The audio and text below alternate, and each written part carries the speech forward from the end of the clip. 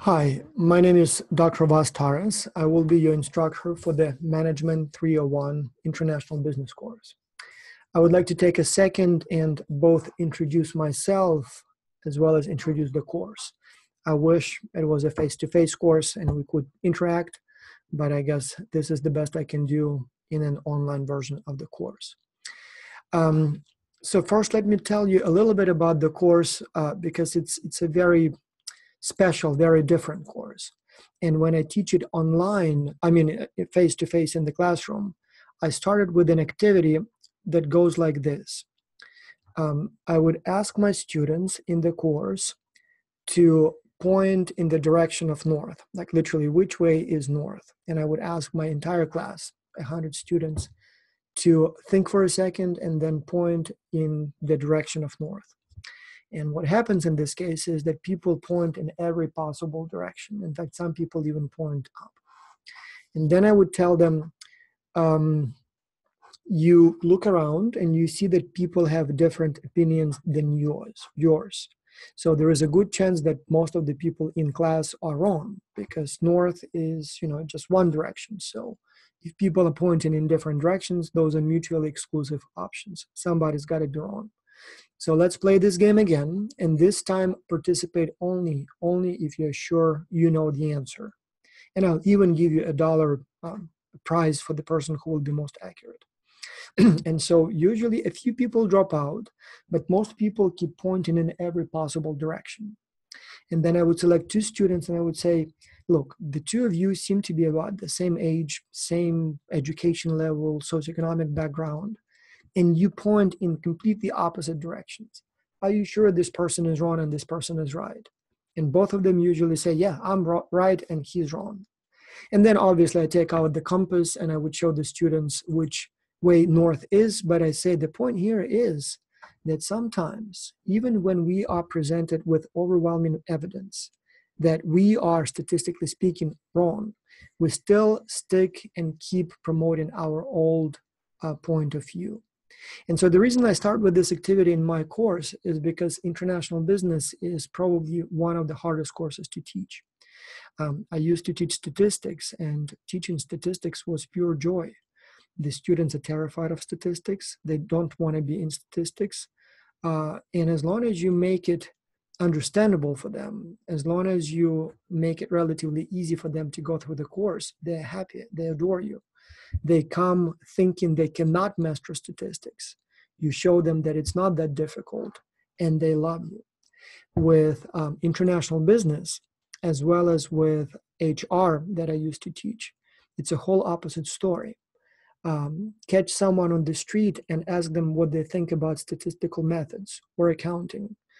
9 out of 10, 10 out of 10 people will have no idea. They will say, I don't know, man. I mean, you tell me. But catch 10 people on the street and ask them what they think about international business. And they will be very, very passionate. They will think they know all of the answers, and they will actually try to teach you. Ask them about international trade, immigration, NAFTA, dollar exchange rates. And as I said, even though they didn't read any special literature on the topic, even though most people, all they know about this topic is what they've heard during the presidential debate, they will be very, very convinced that they know better than you, and they will even try to teach you. And if you dare to disagree, they will get offended and even get upset. So this is the task I have at hand. So in this course, we have to talk about things like international trade, globalization, regional integration and walls between countries, exchange rates, job outsourcing, immigration. These are difficult topics, and most of you come to this class with very strong preconceived notions. You probably have very strong opinions and very emotional attachments to certain ideologies or parties. And unfortunately, some of these things may be wrong, left or right, up or down. Some things that you may believe may be wrong, or you may not know everything. Just because you've heard the term, just because you know the kind of what the topic is about, does not necessarily mean that you know all of the answers. And so I hope that we will have respect for one another in this class. It's an online course, so you don't have an opportunity to make fun of your fellow classmates. That happens when I teach it face-to-face. People sometimes clash, sometimes violently disagree with one another. But as I said, what I can promise to you is that I will try to present to the best of my abilities the arguments of all of the parties involved in each dispute that we will cover. More importantly, statistical evidence and economic theory on those issues. And then hopefully with those, you will be much better equipped to make up your mind and then sort of decide which side of the fence you stand on. It's also very important to understand that it's not really about opinions. Like when we talk about, I don't know, immigration or exchange rates or import tariffs, it's not something that it's a matter of opinion. It is science. The challenge here is that you need to know all of the aspects, like when we will talk about international trade and import tariffs on China. There is really no room for opinion there other than the final conclusion. It is all science about, how they work and what happens when import tariffs are imposed, who pays, how it impacts this unemployment and volume of trade and things like that. So we know all of that. It's testable hypothesis. You literally can look at the data, you know the answer. So the only room that is really left up for interpretation and opinion is it worth it? So, and I don't really care what conclusion you come to. The question here is, I care that you know all 10, 15, 20 possible consequences or likely consequences. And you know exactly who's going to lose and who's going to win. And after that, you say, okay, having weighed all those opinions or all those factors, I have come to the conclusion that yes, we should do this, or no, we should not support this policy. So that's my goal. So I'm giving you all the evidence, all the theory that you need to know, and those are basically facts, or at least established theories. So, and I don't really care about your final conclusion, or at least, I trust you that you will make the right one. So a little bit about myself. Let me share my screen again. As you can tell by my accent, I'm not from here. So I'm originally from Ukraine. And in fact, if you don't know where Ukraine is, right here, Eastern Europe. So, and I was born right around here, like an hour away from the Polish border, right? So, I got my PhD in international human resource management with a minor in strategy. So basically in international business. Before I did my PhD, I got degrees, all the degrees in economics, undergraduates and bachelors. I was very much into numbers. In fact, even as I said, taught statistics and everything. But then lately, I've been more interested in kind of the human side of business. So much of my research is on cross-cultural teams, on team building, on international business in general. As I said, I was born in Ukraine. I was 16 when I left Ukraine, studied in Germany for a while, was in Texas doing my master's, was in Canada doing my PhD, lived there for 7 years, had extended stays in other countries for work, for teaching, for travel, for education. And I'm a member of the Academy of Management and Academy of International Business, and am on the editorial board of a half a dozen international business journals. So quite known for that work that I do. Here is my family. The kids are a little older now. The picture is slightly outdated, but yeah, that's close to what they look like. And here are the places where I lived for an extended period of time. So especially the red places, that's where I was for years, but also other places, visited on a regular basis, taught, interacted with colleagues, did some business. Now, this course, the tricky thing about this course is that your path to A is not like what you see on the picture. In some courses, you have to be creative and you have to navigate a complex web of things. No, this course is nothing like this. To get to A+ in this course, it will be something like this. And this is kind of bad news. And the reason it is kind of bad news is because if the course is structured like this, if you're very smart and you can find a shortcut, like maybe you have some previous knowledge, or maybe you just naturally smart, you can get to that A very easily. So whereas for some student, it may take a long time, you just go straight to your A. When this is the system, the road to the A is very simple, and I'll explain that in a minute. It's a very straight road. The challenge here is that you cannot take a shortcut. You have to walk the walk. And there is a lot of content in this course. I mean, as long as you walk the walk, as long as you walk that mile, you will get to the finish line with an A+. The problem is that it's a lot of walking. And because it's a straight line, you cannot take a shortcut. So if I had to illustrate what it takes to get an A+ in this course, or what kind of knowledge you have to have, I would use this parable. I normally do it with the real glass, but I guess I'll do it here with graphics.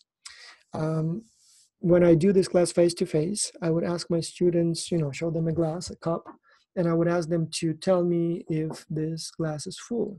And some smarty pants would say, oh, it has air in it. But no, most people say it's empty. And then I would put some rocks in it. And I would ask them, are those rocks in that glass, do they make the glass full? And now students say like, yeah, I think it makes it full. But then other students say, well, it still has some room in it. And so I would take little pebbles or sand and pour it in that glass. And I would say, is it full now? And students say, yeah, we think it's full now. But then I would take a bottle of beer and pour it in the glass, and even there is room for that beer in that glass. And so what that symbolizes is the following. So in this course, you have sort of different caliber of knowledge, if we can put it this way. So there are some big fundamental blocks, big rocks. This is the stuff that you must know. Everybody must know it, but it also is kind of common knowledge. Like, for example, on the exam, I will never ask you to calculate the exchange rate, of two currencies, because, once I give you the numbers, I have absolutely no doubt that you can do that. Or I will never ask you for the definition of, let's say, for example, import tariff. I have no doubt that you know it already. I mean, everybody knows what import tariffs are. Not everybody may understand how they work, but definition, yeah, everybody knows what it is. So these are the things, the rocks are the things that you must know to know international business. But this is the stuff that I can ask anyone on the street and they will know it and answer the question. And so you need to know it, but there will be no single exam question that just a random guy on the street can answer. Now, special knowledge is represented by those pebbles or sand, and that's more specialized stuff. Like, for example, when we talk about import tariffs, I will not ask you for the definition. I will ask you for its effects on economy. Who pays import tariffs? At which stage? How are they paid? What are the pros and cons of imposing import tariffs? Now, ask that on the people on the street. Most of them will not know the answers to those questions. You will need to know that for the exam. And yeah, that beer, that's for graduate school. I mean, as much as you may know in the form of those pebbles and sand, there is always room for more. And that would be the graduate school. I think I probably should use coffee now because, to truly understand it, you have a lot of coffee. So, or beer maybe for fun, but that's the idea. So not difficult, a lot of stuff. As long as you do the readings and watch the video lectures, there is no way you will not comprehend that. There is no way you will not know the answers to those questions. The only way you can mess it up is if you don't do the readings, if you don't watch the video lectures, if you basically wait until the day of the exam and then try to survive on creativity, common knowledge, and your high IQ. And the bad news is that no, that will not be enough. It's not something that you can quickly, master in 20 minutes.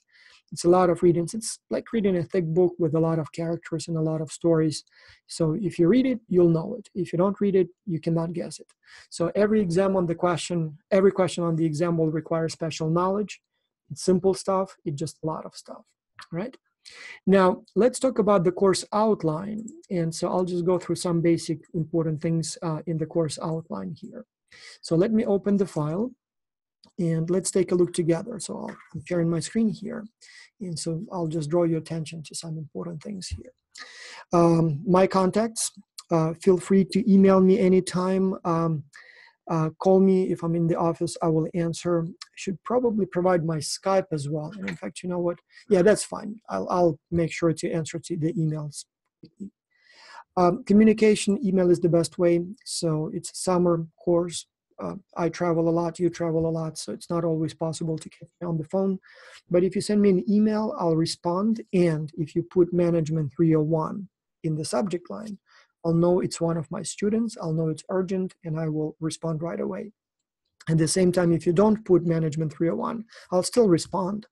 But the problem here is that when the course is over, I'll probably have hundreds, if not thousands of emails sitting in my account, and I don't need them. So I want to have a keyword that I can use to find them and delete them. So I would appreciate if you do that. No prerequisites, although Economics 300 is somewhat similar. There is some overlap, but those are two different courses. Textbook, International Business by Wild Wild and Hen. I think now it's the latest edition. It's actually just Wild Wild. If you want an older edition, you can get an older edition. They are almost identical. In fact, starting from edition 6, it's newer statistics, but other than that, it's all the same. If you don't want to pay a lot of money, first, you can get a used book. Second, you can find it on eBay or Amazon, and you can get it for much cheaper. Third, you can contact students who took my course in the past, and I set up this page here where my old students can list their textbooks and iClickers if it's a face-to-face course and sell it to my new students. I teach this course every semester. So when the semester is over, you will be able to list your textbooks and sell it to the students who will take my course in the fall. Now, the only thing is that it's been some time since I taught it, so I didn't teach it last semester, so I'm not sure if these books are still for sale, but it looks like there are still a few listed and available. If you didn't get the book and the course starts basically in a couple of days, that's okay. Order it online. If you don't get it on day one, no big deal. Just start with the video lectures. You can catch up on readings later on. We also have a few of these textbooks in the library, so you can read them there, so no problem either way. Newer edition is the best because it contains the latest examples and stats, but as far as the content, honestly, they are basically the same. So if the newest edition is like $120, you can get like edition 7 or 8, 7 probably like for $5. So, and there is really not that much difference. All the course materials are on Canvas. Course objectives, you can read all of that stuff, overview. Format, it's an online course. I communicate with you through video lectures and post all of the materials on Canvas. Now, I wish it was a face-to-face, and so I kind of like face-to-face format. So I created those video lectures to create the sort of sense of face-to-face meetings. Even though I don't see you, you see me. Will it be perfect? I don't know, but you have that. And I give you all kinds of options. So you can do the readings, and the book contains pretty much everything you need for the course. You can watch the video lectures. I would prefer that option. If you are kind of preferring to hear, for most of those video lectures, I posted the MP3 files, just the audio. You can listen.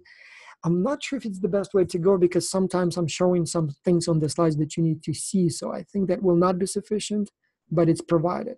So, but yeah, if you want to just, play the audio, video files and just listen, in many cases, it will be enough. It's not like we have to write some formulas and draw graphs.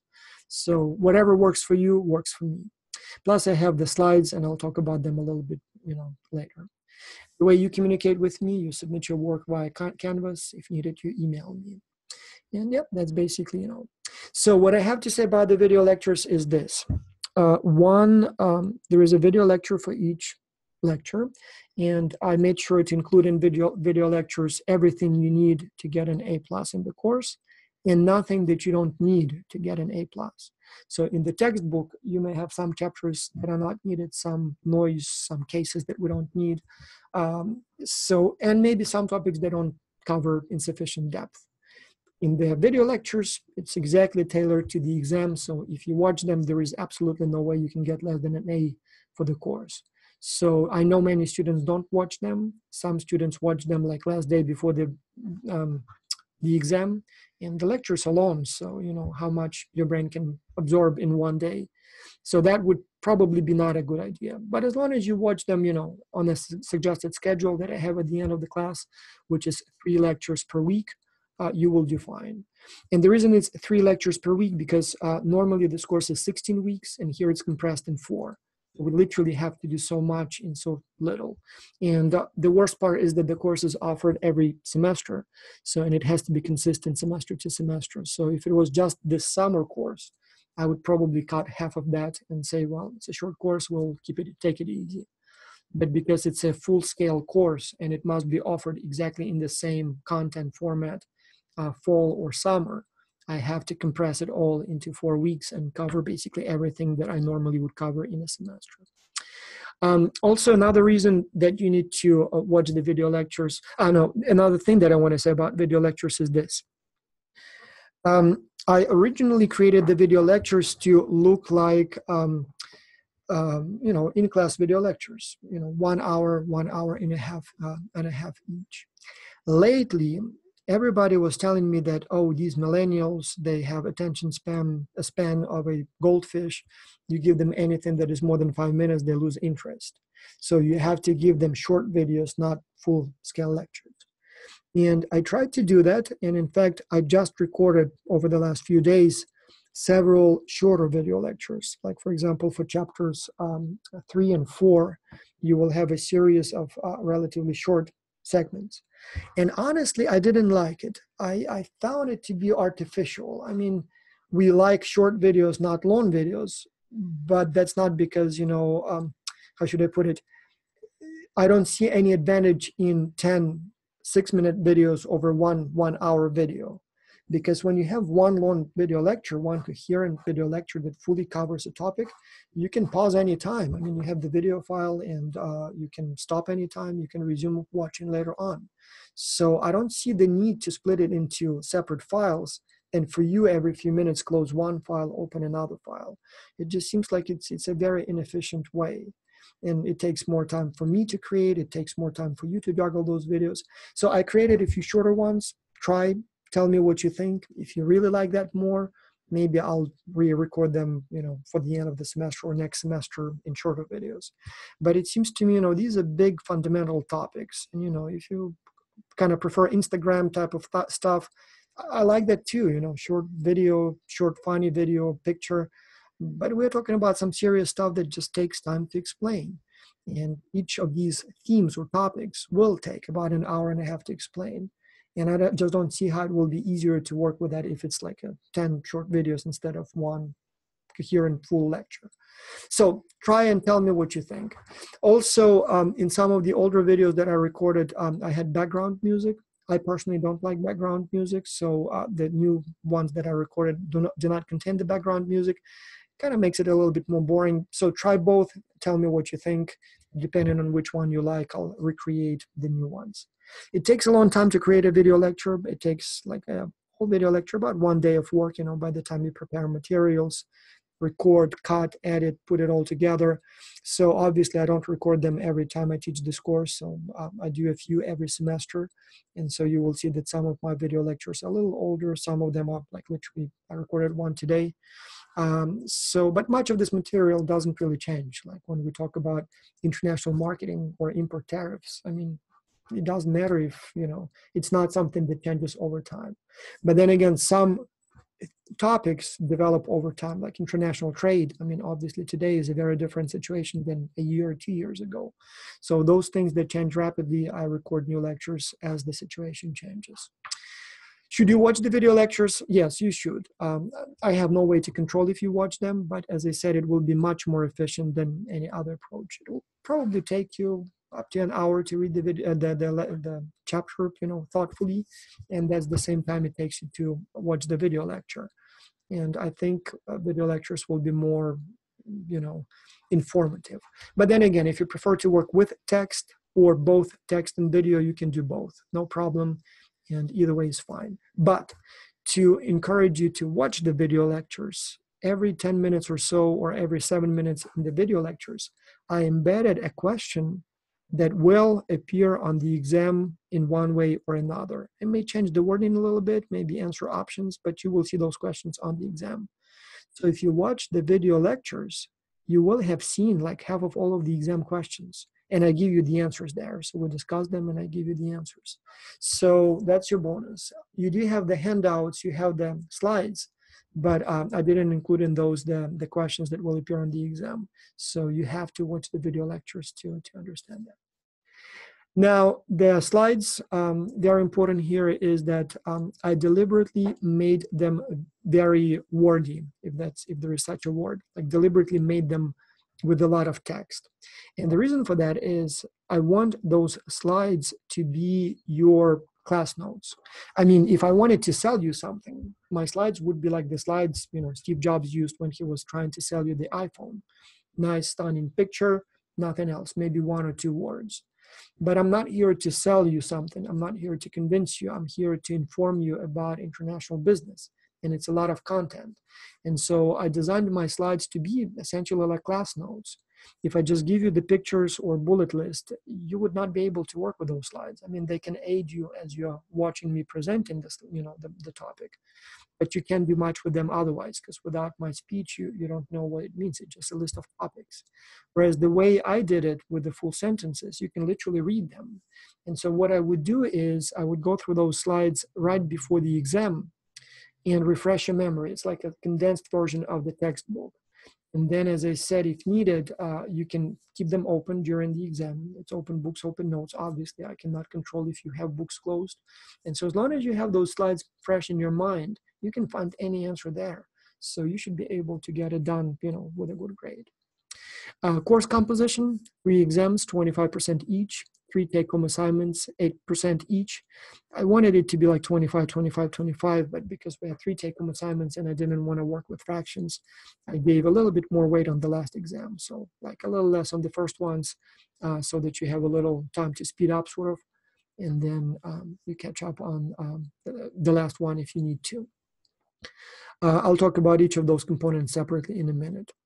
In addition, you can make bonuses. So there are, I call them green questions for each of the chapters. And I will give you 0.2 points, and it's not 3.4, it's 3.0 total. So there are 15 lectures, 15 sets of green questions. If you answer them for me and submit your work, you will get 0.2 bonus points. Those are discussion questions, so they don't have really right and wrong answers. So as long as you try, you will get full credit. And if you do them every single time, first of all, it will allow you to better prepare for the lectures because they are related to the topics. Second, I'll give you a bonus, and 3 points can be a difference between B plus and A minus. So I encourage you to get those submitted every single time. As I said, it's more of an effort type of thing. As long as you do it, as long as you attempt every question and give me reasonably good answers, you get that credit. And I don't expect much. I mean, like a paragraph per question is perfectly sufficient. A page, 2 pages of text maximum for total. Finally, the course is always evolving. I've been teaching it for 10 years, 11 years now, every single semester, often in multiple sections. So I've done it like 30 times now, probably more because there were semesters when I taught multiple sections. But I always improve the course. As you will see, I've updated some video lectures, some slides, added new readings, some of them literally downloaded today. And I always look for ways to improve this course. So if you help me improve this course, I'll give you bonuses. And I'll give you bonuses for anything and everything. You find a good reading, send it my way. If it's good, I'll add it to the course next semester and give you a bonus. If you see a typo in my slides, and believe me, there are a lot of typos in my slides and in my materials, tell me. I'll know that you read, paid attention, and for your time, I'll give you a bonus. If you hear me pronounce some words wrong, I mean, obviously, as I said, I'm not a native English speaker. So if you correct me, I'll give you a bonus. So students do see those things, like, for example, some of the things that students get bonuses for.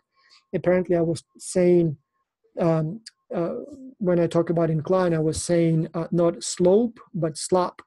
And so I didn't know that for many years. People told me, and I was like, oh, I didn't realize that. Or, for example, one of the recent ones, I was saying the word focus, right? Focus. I was pronouncing it in a slightly different way that sounded a little more like focus.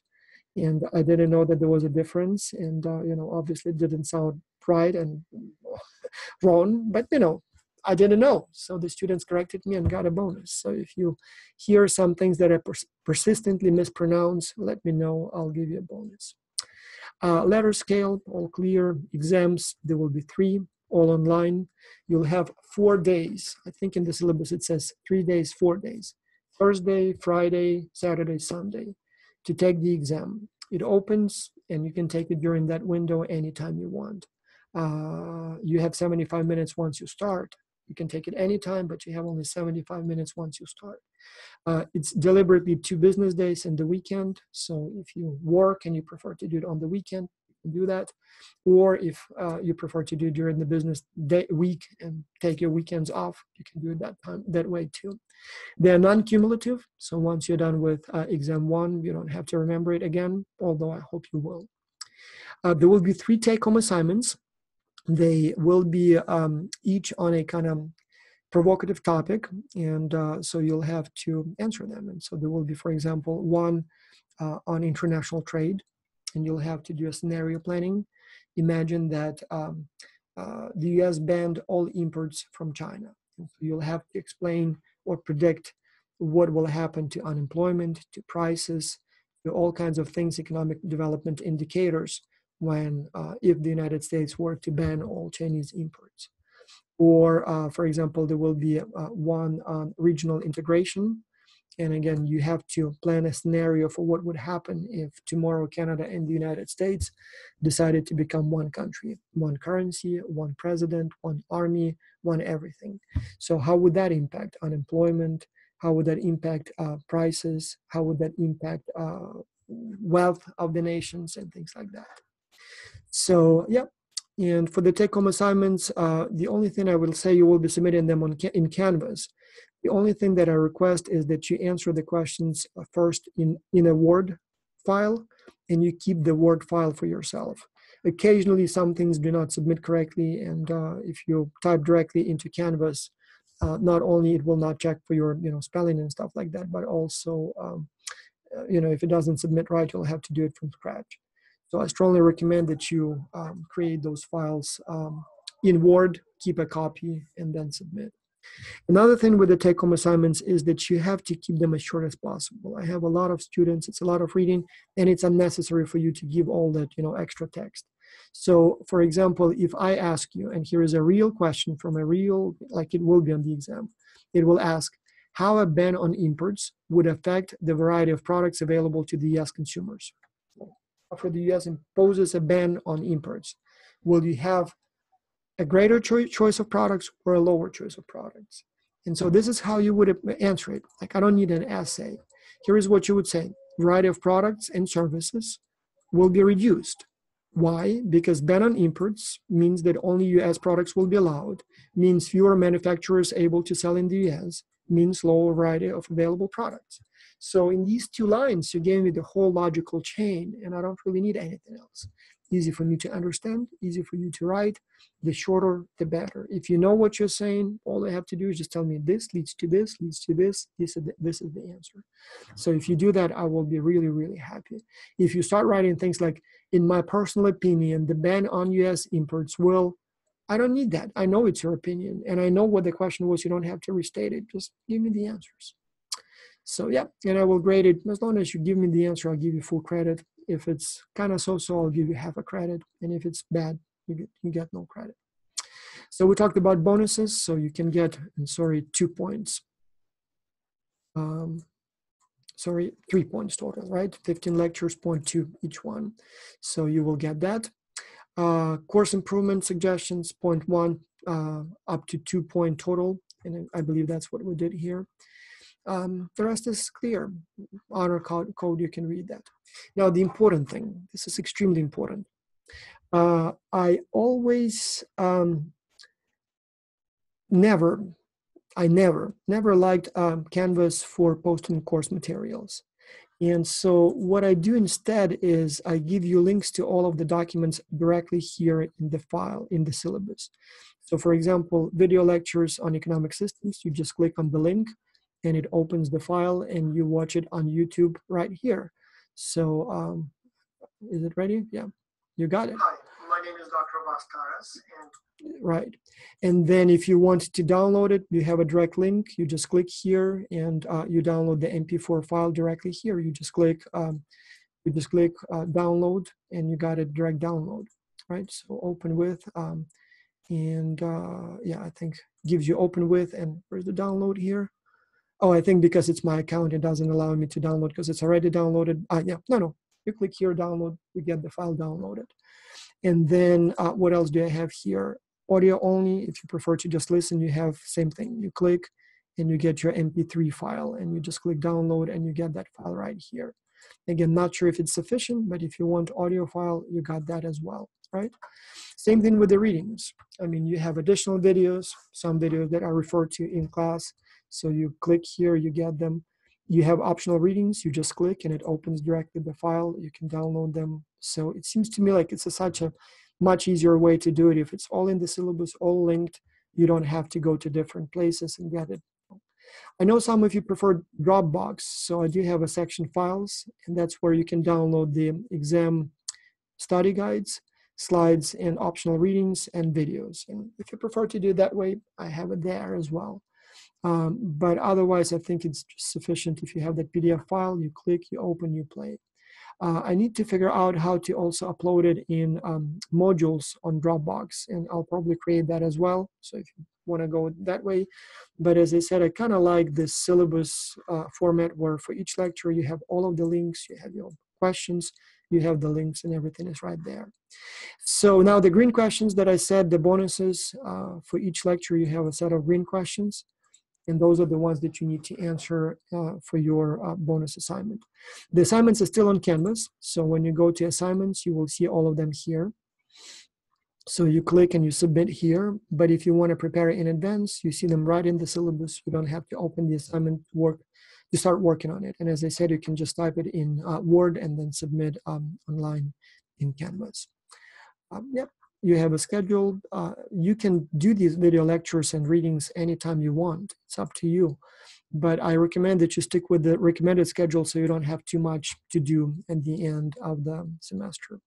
In red, the due dates, when you have the take-home assignments due or exams. And that's pretty much it. That's pretty much it. So I hope that clarifies how the course is structured and how we do it. If you have any questions, as I said, email me, call me, contact me, and we'll talk. If you want me to call you back, send me an email and say, call me back, I'll call you back. And yeah, I hope you'll have fun in this course. It is probably the most important course these days. I mean, all of the politics now revolves around international business, and it drives me not crazy, but upsets me that people often have no idea about these things. It is a science, and there is a lot to know, and unfortunately, people and often politicians have no idea what they're doing. And so my hope is that after this course, at least you will have the foundation to think about these things, a framework to guide your thinking. All right, I hope you will like the course, and so I hope you enjoy it.